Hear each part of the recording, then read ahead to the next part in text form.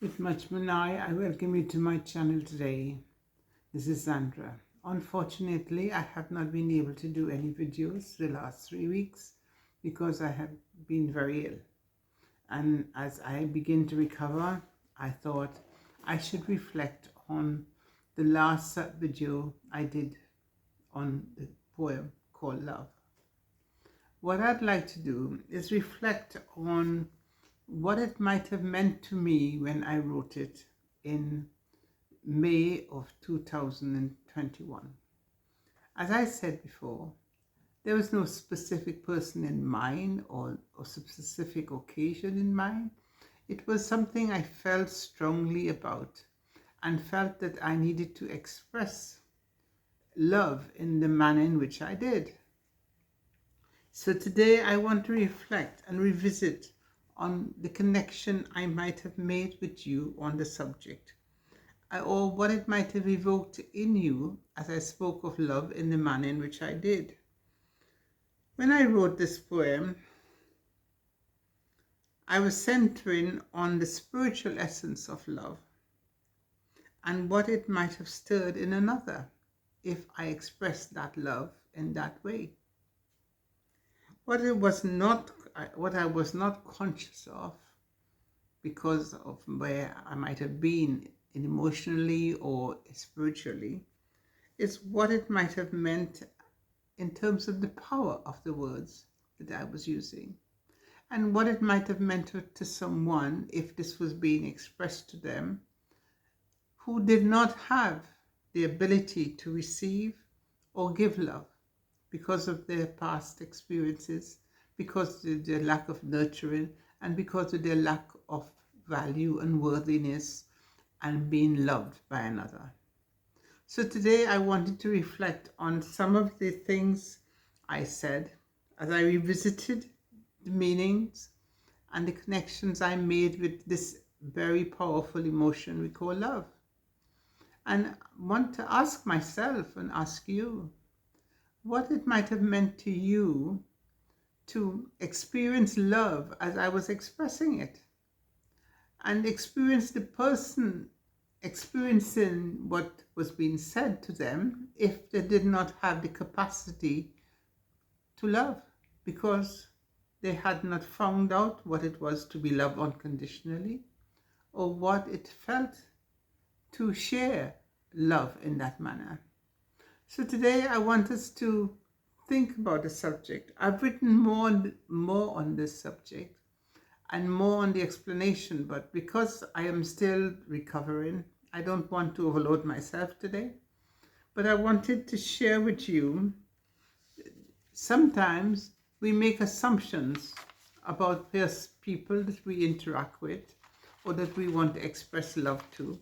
We make assumptions that they are capable of loving and capable of, of, of welcoming that expression, or capable of feeling the same way. But sometimes that's not possible because of their experiences. And if we have tried to share love, or the concept of love, the emotion of love in the manner in which I had shared with you, to another who is incapable or who has no sense of being loved in that manner, or whose notion of love is skewed by the physical expression of love rather than the emotional and spiritual expression of love. What happens if that person has no concept and we are unable to reach that person? So today I would like us to reflect on how we interact with people, how we express love to others, on the assumption that we often make that they understand the value of love, that they value the unconditionality of love from a divine perspective, from a spiritual perspective, rather than a physical perspective. And sometimes we should be mindful, or we should always be mindful, that the other might not be in the same receptive mode as we are, and make allowances for the depth of loneliness that might trigger in the other, the depth of pain that may trigger in another, and the depth of the feeling of unworthiness, of being lost in the notion of not being loved. And perhaps we think about what we are doing to another when we share love in this manner which I spoke of. I would like us to think about it. Think about a situation that you might have experienced in the past where you're expressing this heavy emotion, and the blankness that is returned to you from the person you're speaking to or sharing with is surprising.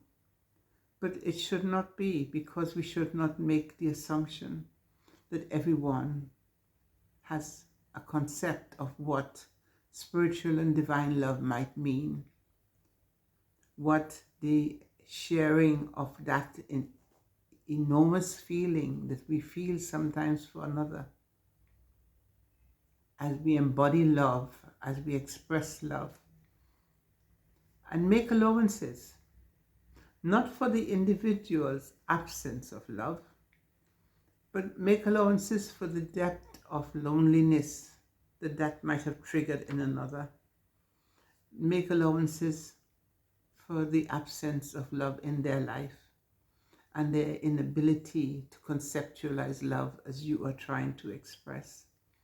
And when we make those allowances, think of the divine light within us that we could help shine on another, that we could bring out from another an expression of depth and feeling of love in a manner that they will understand, conceptualize, accept, appreciate, and perhaps shift in their consciousness some element of their loss, some element of their emotions that has frozen them in time, and perhaps work with them, help them to understand why love is so important, why the only thing that matters to us today and tomorrow is how we love and how we share and express that love to another, and whether or not we are able to help another experience love as we would like them to. And as our eyes may meet, as we express love or show love, be mindful that not everyone may have the ability or the awareness of the absence of love within them, or their inabilities to express love or share love. But most of all, show a mindfulness to another and recognize that we are all at different places, different times, different levels of conceptualization of the question of love.